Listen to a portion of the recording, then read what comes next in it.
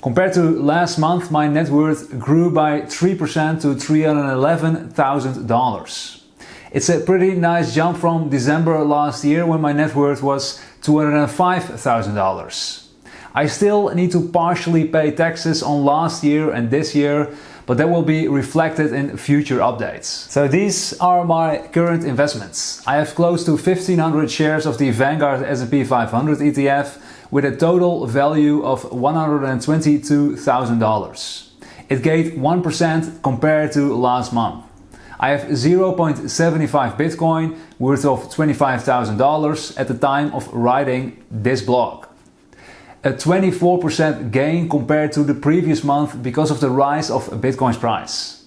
So if you have seen my portfolio video, you know I bought new all-world shares. An increase of 48% in share count and 49% in value. I have 2.19 Ethereum. Compared to last month, the value increased by 24% because of its price jump. The value of my emerging markets ETF shares currently sits at close to $5,000, totaling $197,000 in investments.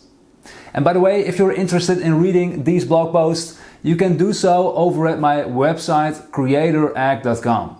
July's blog post isn't online yet because I'm still working on it, but you can read the previous version of June. So the rest of my money sits in cash, $113,000. So if you add those two numbers together, you get close to $311,000 in net worth. This means I have 64% of my money invested and 36% sits in cash. So looking at my total investments of $197,000, I'm 8% on track to reaching my end goal of $2.5 million. Of my total investments, I have 81% invested in stocks and 19% invested in crypto. I'm 63% invested in the Vanguard S&P 500 ETF of my total investments, 16% in Bitcoin of my total investments, and 15% in the All World ETF.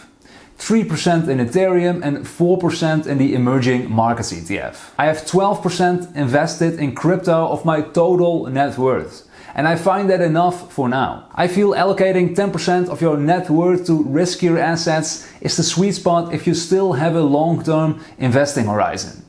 So I have 52% of my total net worth invested in stocks and 85% of my total crypto investments in Bitcoin. So again, if you're interested in reading the full blog post with all the details of my income and investments and stuff like that, make sure to keep an eye out for the next blog post on my website creatorag.com of last month, July. If you want to read June's report, you can do so over at my website creatorag.com.